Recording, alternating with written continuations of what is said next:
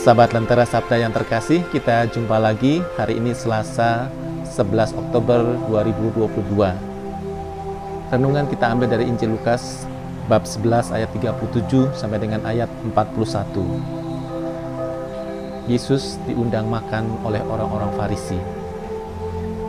Sahabat Lentera Sabda yang terkasih, tentu kita semua berasal atau berangkat hidup dari tradisi kita masing-masing. Tradisi atau kebiasaan merupakan akar dari kehidupan yang kita hidupi atau kita bangun di sepanjang kehidupan kita. Ada tradisi atau norma-norma pada umumnya dalam kehidupan secara sosial maupun tradisi-tradisi yang kita dapati dari kehidupan beriman. Khususnya sebagai orang Katolik, tentu kita punya tradisi iman yang berasal dari kitab suci dan juga dari ajaran-ajaran gereja.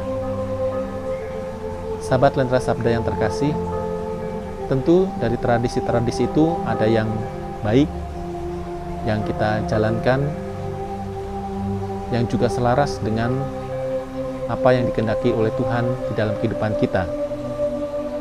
Yang selaras, yang baik itu tentu mesti kita lanjutkan untuk semakin memperkaya khazanah hidup beriman kita. Dari tradisi-tradisi atau kebiasaan-kebiasaan sosial kita angkat, lalu kemudian kita lengkapi di dalam kehidupan beriman, sehingga dengan demikian kita terdukung di dalam rangka kehidupan beriman kita. Contohnya adalah bahwa kita yang hidup di Indonesia ini mempunyai tradisi menghormati raja. Misalnya di beberapa tempat ada kerajaan-kerajaan, di sana raja sangat dihormati. Maka oleh karena itu masyarakat menyembah raja atau menghormati raja, percaya pada raja, sehingga perilakunya, sikap dan perbuatannya itu sungguh menghormati sang raja.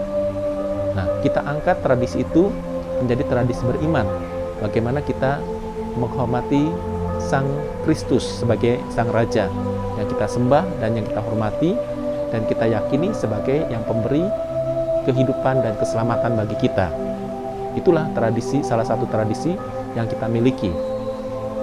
Tentu juga ada tradisi-tradisi yang mungkin kurang mendukung dalam kehidupan beriman kita. Tradisi-tradisi yang kurang baik misalnya. Contohnya apa? Misalnya sebelum kita beragama atau leluhur kita dulu kalau berdoa itu kepada arwah, ya di makam-makam atau di kuburan. Misalnya contoh, kalau misalnya ada akan dilaksanakan pernikahan, maka keluarga itu nyekar ke makam meminta berdoa kepada arwah yang meninggal. Papa atau nenek atau mbah, cucumu atau anakmu akan menikah, berilah restu misalnya atau doa dan sebagainya. Nah, sebagai orang beriman, setelah kita menjadi Katolik, maka tradisi itu kita ganti. Nyekar ke makam itu boleh, ya, tetapi berdoanya yang harus diubah, yaitu berdoa kepada arwah, kepada Tuhan untuk arwah yang sudah meninggal. Nah, itu tradisi-tradisi yang mendukung kehidupan kita. Sehingga dengan demikian, setiap orang Katolik, ya, boleh nyekar ke makam kapanpun asal berdoanya sesuai dengan ajaran Katolik. Demikian juga tadi contoh yang pertama, bahwa kita diajarkan supaya kita sungguh-sungguh mempunyai keyakinan bahwa kita ini melakukan sesuatu sesuai dengan norma-norma yang baik, yang benar, sehingga mendukung kehidupan kita secara duniawi dan juga secara rohani. Sahabat Lentera Sabda yang terkasih, pada hari ini Tuhan Yesus diundang makan oleh orang-orang Farisi. Tentu dalam tradisi kita juga ada keramahan seperti itu. Biasanya kalau kita mengundang tamu pasti kita menjamu, setidak-tidaknya minum, ya. Atau yang lebih berat lagi, kita mengajak tamu itu makan sebagai sebuah kehormatan. Nah, di sini letaknya atau persoalan yang timbul, bahwa Tuhan Yesus tidak melakukan tradisi perjamuan atau tradisi makan seperti pada kebiasaan pada zaman itu, ya, yaitu tradisi orang Yahudi makan harus mencuci tangan, tetapi itu tidak dilakukan oleh Tuhan Yesus. Tentu Tuhan Yesus mempunyai alasan kenapa itu tidak dilakukan. Ya. Tuhan Yesus tidak melakukan kegiatan atau ritus cuci tangan karena Tuhan Yesus ingin menyampaikan sesuatu pesan dalam tradisi itu. Ya, mungkin tradisi itu dianggap kurang baik ya atau kurang mendukung, sehingga Tuhan Yesus ingin membaharui atau menyempurnakan kegiatan itu. Ya, jadi mencuci tangan itu boleh, tetapi juga mesti disadari bahwa mencuci tangan itu bukan sekedar secara fisik, tetapi mesti dimaknai secara rohani. Ya, maka Yesus mengatakan apa yang keluar dari dalam itu yang yang tidak baik, yang membuat orang berdosa, tetapi justru yang masuk ke dalam itu yang baik. Ya, maka yang dalam itulah yang pertama-tama yang harus dikelola dengan baik, yaitu batin kita. Apa artinya tangan kita bersih, tubuh kita bersih, tetapi hati kita tidak bersih? Itu yang dimaksud oleh Tuhan Yesus. Itu pengajarannya yang pertama. Sehingga dengan demikian orang Yahudi atau orang Farisi itu mempunyai kesadaran atau menerima pencerahan dari Tuhan Yesus atas pengajaran yang diberikan itu, supaya mereka mengubah atau memaknai kegiatan atau ritus cuci tangan dalam perjamuan.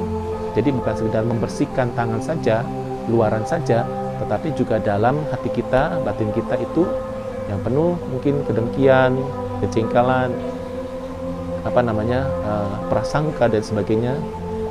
Maka itu harus dibersihkan supaya luar dan dalam itu bersih. Yang kedua, tentu Tuhan Yesus juga mau mengajari kepada orang-orang Farisi bahwa makan bersama itu penting. Ya.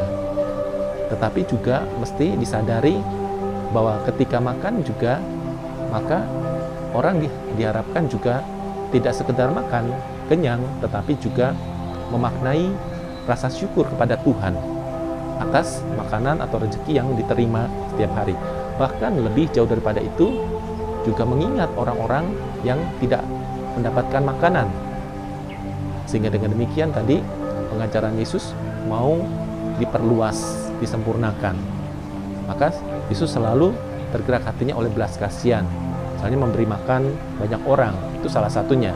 Bagaimana makan bersama itu penting, tetapi juga harus mengingat orang-orang yang tidak menerima makanan atau belum beruntung di dalam kehidupannya. Sahabat Lentera Sabda yang terkasih, marilah kita bersyukur atas rahmat Tuhan yang diberikan pada kita. Tuhan memberkati.